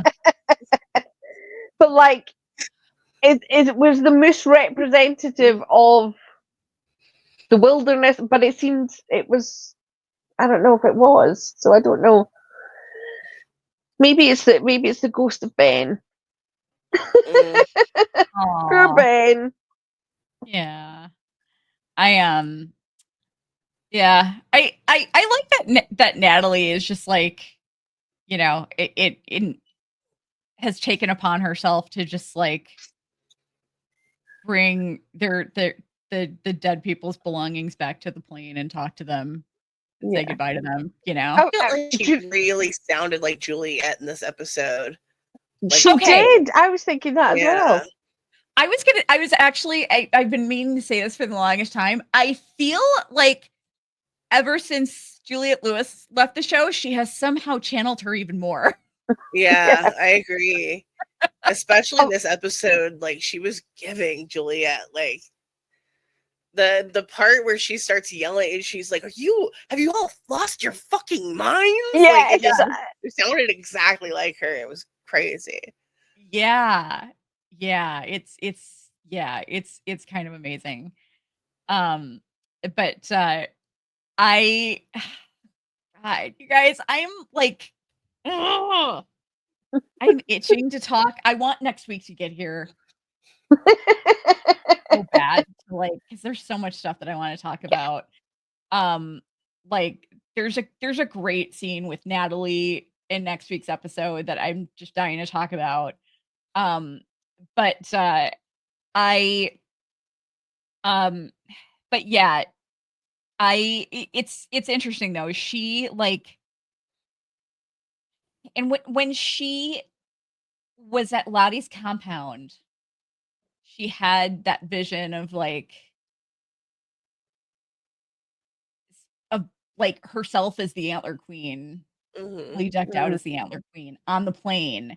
Yeah. Like, I wonder what it is with Natalie's connection to this plane. I mean, and that's where she saw the moose. Like, what do you guys make of that? I don't know if I think she's more connected to the plane than anybody else. Yeah. Does that mean that is something to do with her is why the plane was pulled down, if you know what I mean? If I don't think so. No. Well, the wilderness wanted her. I still have a theory that I'm believing less these days. But that's always been kind of in the back of my mind. And I wonder if it just meant nothing, or if we're actually going to find out that there was a reason for this. But it's something I've been talking about since season 1. When we get a flashback, I think it was Natalie's. I don't remember if it was a flashback or if it was Natalie's dream when they were crashing. It had to have been a flashback, because I remember thinking that, okay, this actually happened as we're seeing it. We saw Van. She was sitting on the aisle seat. There was nobody sitting next to her. And Taissa was nowhere to be found. And I'm wondering if that's maybe when Issa emerged.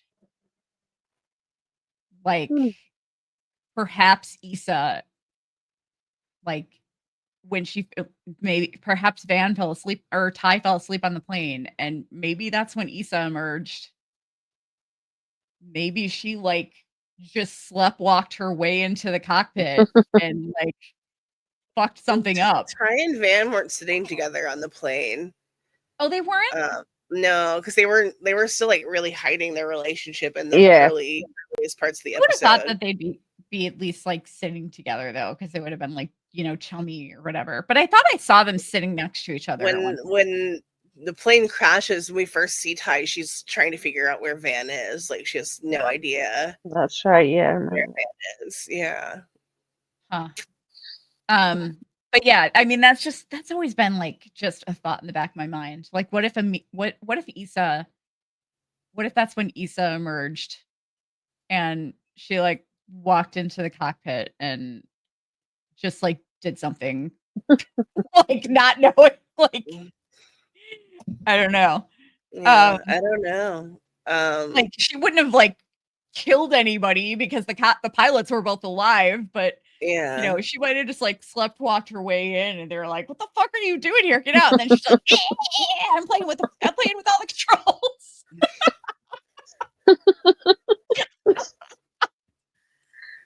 I don't like like to blame. I don't like to blame extra stuff on Issa. I feel like that's too many people's scapegoat.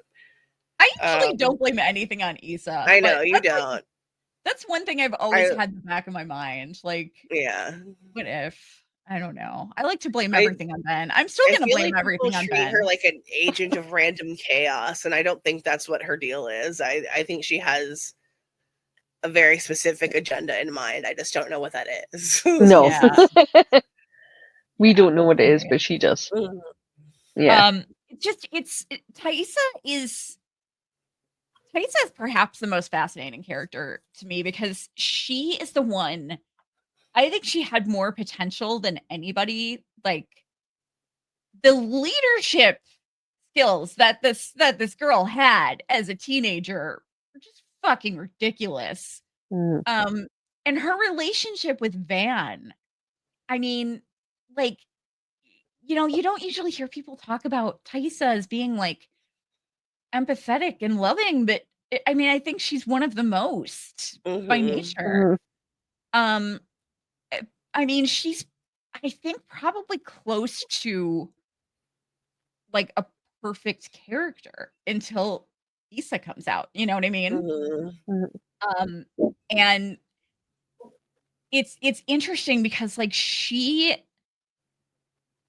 had all of the potential to like just be absolutely anyone she wanted to be and do anything that she wanted to do if Issa had never emerged. And Issa emerged in the wilderness, as far as we know. Shauna was going to go to Brown, and she was like, I mean, Shauna and Taissa are both fascinating characters in that sense, because they've both brought a lot of chaos to the show, but it's all because of, I mean, in Taissa's situation, it's a bit more tragic because she's not aware of any of the chaos that she's brought. Whereas, you know, Shauna is more aware of it. Shauna's doing it deliberately. Yeah.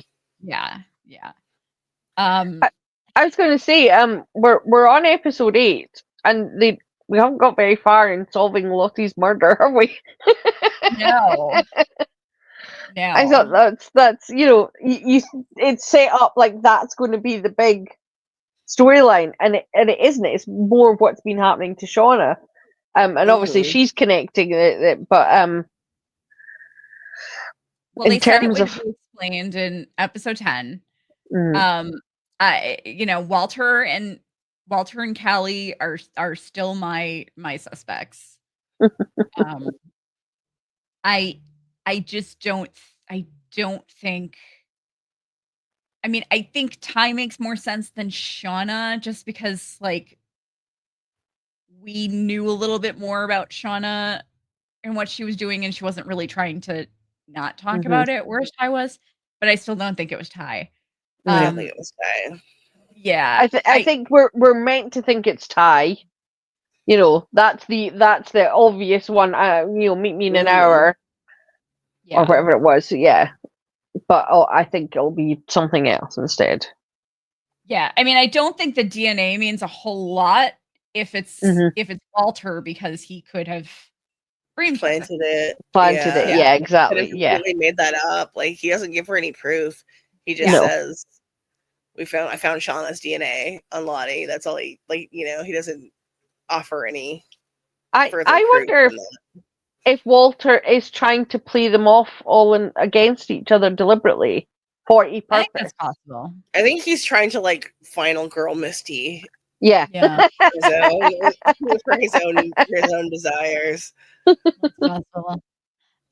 Just get rid of these pesky friends. Yeah. Have a perfect relationship.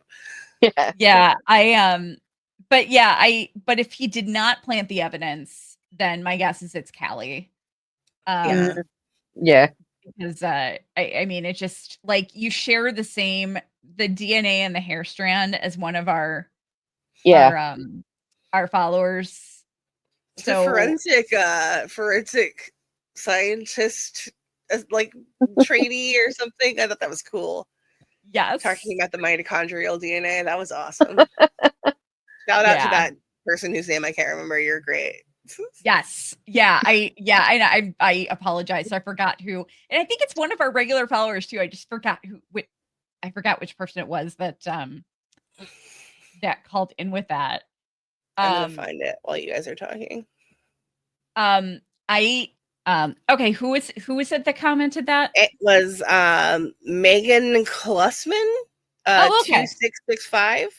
Gotcha. Yeah, forensic science student. Shout out to Megan. Yes. Great catch. Yes.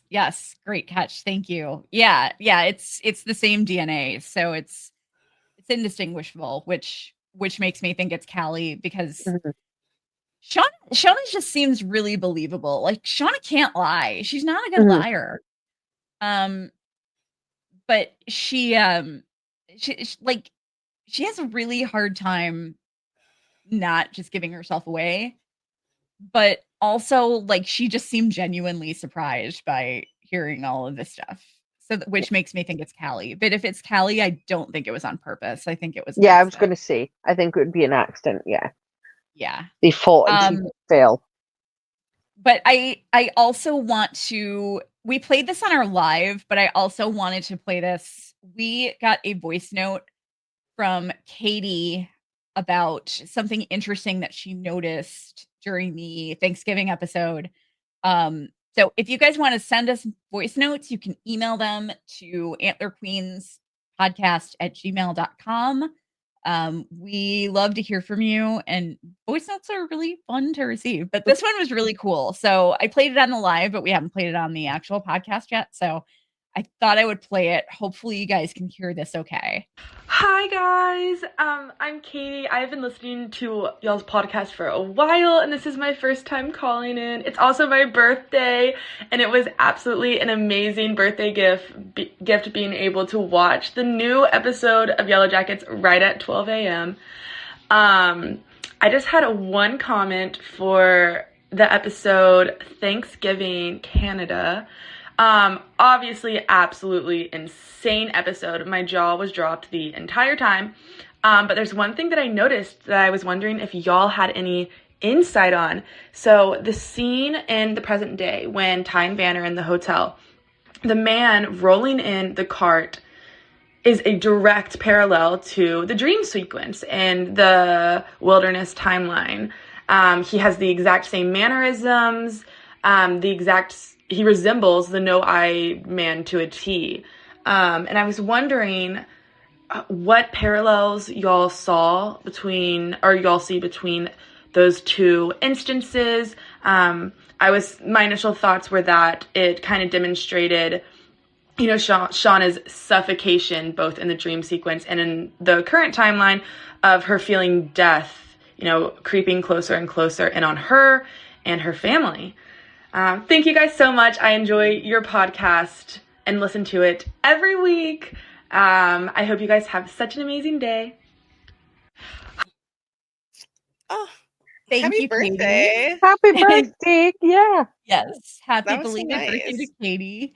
Jazzy and I talked about this a little bit. Dawn, what do you think about that?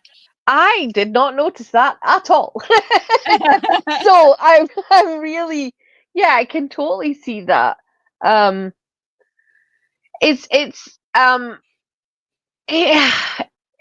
It makes you wonder what it's meant to be in terms of like the time of it happening. Like, is he really there? Do you know what I mean? Or is he and is he really doing that? Or is that a visual thing of what's inside their mind? Do you know what I mean? Is he real and he is being directed by forces? Or is he acting like that just for the audience? Do you know what I mean? Is it for the audience? Or they all saw him, and Ty is not there. It's Akila, it's Van, and it's Shauna. Yeah, that see him in the vision, and like they have no reason to No, that's Yeah. yeah. See him. So it makes me very curious about. I mean, maybe they're all hallucinating the same ice cream man dream together. I guess it was a local. I'm assuming it was a local commercial, but it's just it's very coincidental that he's such a major figure in Ty's life. Yeah. And they're also dreaming about him without her ever. Without her being there. Van. Sorry? Yeah. No, I was just going to say, yeah, so they wouldn't know what he looks like. Yeah. Like, why would Aquila and Shauna know about the No-Eyed Man or be dreaming about him also? Yeah. That didn't really make a whole lot of sense. It's really I was surprised that he showed up because that made me wonder more about him as a supernatural figure, because if Van and Aquila and Shauna are also seeing him in this shared vision, like, why? Yeah. And then he shows up in this episode when Ty is, makes the clear decision that she's not leaving. Yeah. It goes up behind her while she's watching Van pack. That really creeped me out. Yeah, it was very strange. I'm like, the only thing that I can think about with that vision is that, she may have described to Van what he looked like, but still, the other two, Aquila and it just doesn't really, like, I don't understand why he was in there. Like, it's just so weird. Do you think he was in the dream as a representation of Thaisa? Because she wasn't. That's interesting. That is interesting. Yeah, that could be it. I like, regarding the Shauna thing, I think I said this on the live when we talked about it, but I think that was I think what Aquila was, I was looking at that through Aquila, and I think it was basically, I think Aquila's visions have all been telling her that Shauna and Lottie are a danger and something needs to be done about them. Or they're all going to die. So if Aquila does not make it out, I could see her maybe dying because she tries to kill Shauna. Do you think if at this point in the teen timeline that Melissa is still under Shauna's influence enough that she could maybe step in or has she broken free enough that she would not step in? If Aquila was trying to kill Shauna. I don't think she would stop anyone from trying to kill Shauna. I mean, when Shauna asks her if she's still in love with her, she straight up laughs in her face. Not that she could be like lying, but she was like, no. This is the most believable thing that she said. Yes. We've been going for a really long time, and it's hard not to, because this there's so much in this episode. Mm-hmm. Well, one last thing for wrapping it up, because we haven't talked about Ty trying to suffocate that man in the hospital. I'm feeling. I just like for being like, does that count? Did I do it? I'm sorry, I laughed. I did too. I did too. Yeah, it's like there's a few inappropriate laughs at the end of the season. Quite a lot. If you've got to make a sacrifice, you've got it's like walking the line of like, don't hit your brother, but you're going, I'm just doing that, and if he walks up to me, that it's like she's, how close to death can we get away with it being a sacrifice? How influential in their death do I have to be? Oh my god. I mean, maybe he had some wilderness believers on his side that were trying to kill Van. It just seems, who knows? Mhm. But yeah, I'm surprised that Misty didn't pick up on that right away. She was like, "I thought you didn't want her to go into palliative care." I'm like, Misty, that's not what she's That's not what asking. she's doing. Yeah. Yeah. Let's find somebody almost dead. Yeah. I was like, I would pen like Ty. No. It was like, Yeah, let's not "Ty." go over where the easy victims are. But that scene was intense with Yeah. like She's- Lisa on the one side and Yeah. Ty on the other. Yeah, I think I that was my mean- favorite scene in the episode. And it was Yeah. short, but yeah. The powerful. No, I can do what you can't. It's like, no, she needs me now. It And was you're like, oh. heartbreaking. Yeah. It was heartbreaking. I mean, like, I have so much sympathy for Ty, like, I especially mean, this season. they're showing that Issa's pretty much fully in control, right? Yeah. Mhm. Like, but Yeah. we haven't really gotten any acknowledgement. Like, have we seen Ty at all? Has Ty been Ty Yeah. at all, or is it like if she has been, they're not ever acknowledging when they switch back and forth. Yeah. Yeah. That's And that. There's no indicator at all, is there? No. And in previously, like, it was like Thaisa was in a fugue state, where she was like, wait, why, how did I get over here? Like, Mhm. so I'm just curious if it's I've said this from the beginning. I think it's been Issa the whole time. Mhm. Yeah. Yeah.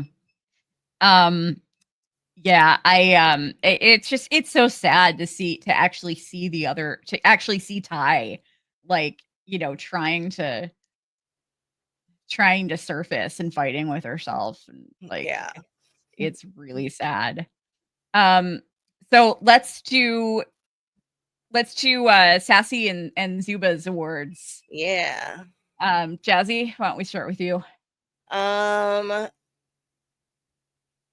I think my Sassy's going to go to Teen Nat. Because she's been deposed. She's like definitely not supposed to be in charge anymore, but she just keeps pushing, and like it's clear that everyone is they like her leadership. They respond to her leadership, and I like that she keeps trying to do everything she can to get them out. And I love Sophie Thatcher. I think she's just killing it this season. Every scene, she's just loving it. Loving it. Love her. I love Natalie this season. Zuba's. I'm gonna go with the Joels for insinuating that Jeff is begging his daughter, because that was just gross. Yeah. Like how do you say I'm on vacation with my family and they're like, yeah, with the teenage hooker over there? Like, weird Joels, gross. I would have said I was leaning towards Lottie, because I am disappointed that she's trying to encourage them not to get rescued, but her reasons are so valid, and her speech was so like sad and painful, and I kind of understand where she's coming from, that I can't really see her as a total thumbs downer this episode. So yeah, down with the Joels, where the Zubas. Don, what about you? Yeah, I think I'm going to give Jeff the Sassy, because he just, that moment where he's like, no, hang on, I'm going to lay it all out there. I'm going to take control of my life again after tearing up the sugar packets. You go, Jeff. And Zubas, I think I'm going to give it to Cody for being just a general douchebag dude, white dude. Yeah. And just, you know what I mean? You're the big huntsman guy, and you were terrible, and you're just like, oh, let's do this. No, You're not a leader in any. These teenage girls are leaders better than you are, and you're a man for hire. No, you're terrible. Cody's getting his butt kicked. I am going to for the Sassy Award. I'm gonna also give it to Jeff because I think he deserves it probably for this episode more than any other episode, because it was just nice to see him actually like assert some independence and Yeah. and yeah, it was cool. And plus I just saw so much of myself in his meltdown because his meltdowns look just like mine. So I Yeah. had to sympathize with him. I'm like, I know what it's like, man, to tear up those sugar packets and scream into a pillow.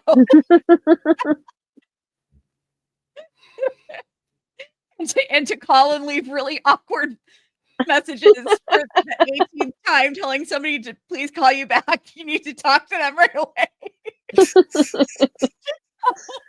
No, okay, I don't get that crazy with it. But I'm giving my Zubas award. I almost gave my Sassy award to Travis for finally like Telling the truth. coming clean with Tila. Yeah. But I still think he was being kind of silly in this episode and like just being a little clueless. It was not a good plan.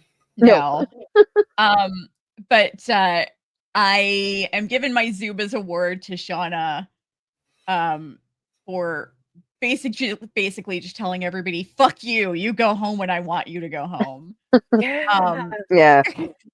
Like, which is just like, I get it if there's maybe some people are possibly distrustful of Hannah and Cody, but she's just like, fuck you, nobody's leaving. I think that Ty and Lottie have some valid reasons. I don't think Shauna has not wanting to work at the grocery store is not a valid reason to keep everyone else in the wilderness. Yes. I think Shauna needs to go on a leadership training course. Yeah.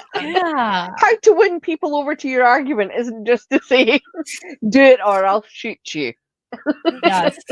Yes, exactly. Shauna is like the type of person who just every once in a while you come across somebody that just like desperately needs reprogramming. And that's She's Shauna. a despot. What's that? She's a despot. It's Yeah. not good. Yeah. She rules through fear and an iron fist. I don't know. Not digging it. Yeah. That's not true. I love Shauna. I think she's insane and delightful. But yeah, her leadership style leaves a bit to be desired. Yeah. I mean, Lottie, basically, she was really only appointed by Lottie. And if they voted, Lottie would probably be the only person voting for her, right? Yeah.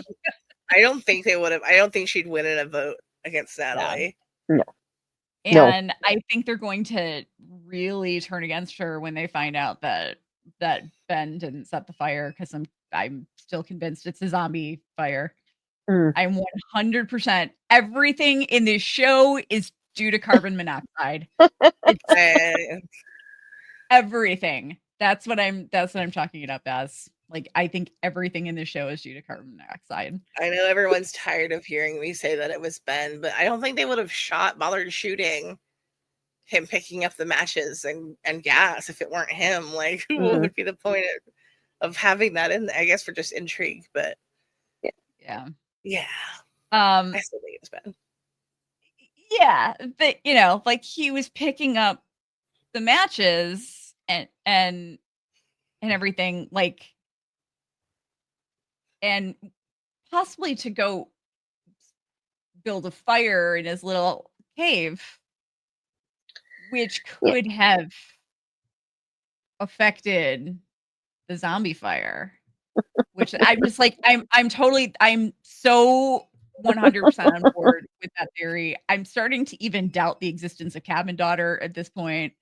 I think there might be a whole Cabin family of 12 that they just wrote out of the show. And the only thing that remains is Cabin Daddy's jacket. And who was Hoppy's friend? What's that? Yeah, I know. Who was Hoppy's friend? Carbon monoxide, yeah. Carbon Yeah. monoxide in an old wool coat. All carbon monoxide. 3 clouds of carbon monoxide and a trench coat and a hat. Yes. Yeah. Queen cards don't even exist. Everybody is just imagining them. Or the one. I'm sorry, there's only one queen card. Yeah, the queen card doesn't exist. It's just everybody's Yes. Just little chaos. Hallucination. It's so funny if we find out that like if season 4 opens and they're being rescued and they're still in their like Doomcoming outfits and like they basically get high on mushrooms and then the carbon monoxide hit them and they've just been high nonstop and just imagined everything. Yeah, that'd be good. And Bobby Ewing comes out the shower. Yeah. Yes, exactly. I not to like continuously defend Cabin Daughter because everyone thinks that that's not real, but they keep showing us shots from like the perspective of someone like it has happened a bunch of times this season. They keep showing us shots that look like someone's watching from behind. And there's even one in this episode where it was they do it and I was like, oh, here's one of the like, you know, Cabin Daughter shots, but then they show Hannah walk into frame. So they do use it for that. No, I think there is a Cabin Daughter. I mean, somebody's watching them. They've been showing those perspective shots since the first episode.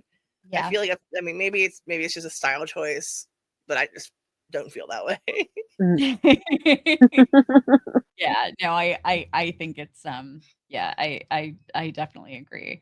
But all right. Do you guys have anything to add before we wrap it up? Nope. Oh, yeah. All right. Well, guys, join us on Sunday. We are going live every Sunday night at 10 p.m. Eastern.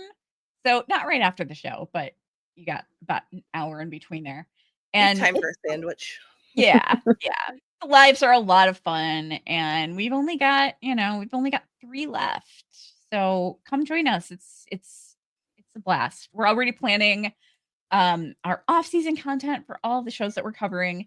And if you guys aren't paying attention to our community tab, turn on your notifications on our, make sure you subscribe. By the way, only I think like maybe 35% of our viewers are subscribed.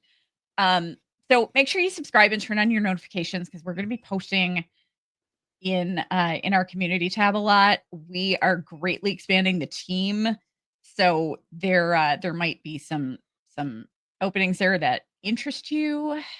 Also, we've got some other. We're going to start posting polls in there, and if you haven't been getting responses from us, or like if your comments haven't gotten responses like in a very timely manner, don't worry, we're still working our way through everything. We're very busy over here lately, but we eventually, like, I'm going through comments right now from like 2 years ago that just for whatever reason didn't get a response, and I'm responding. So I'm like, it's my goal is to, unless you're contacting us on social media, which you may or may not get a response because we're not fond of social media. But our goal is to, if you're leaving us a comment or you're, we want to make sure we respond to as much as possible. But we hope to see you on Sunday. And until then, peace, love, and yellow jackets, everybody. Bye. Buzz.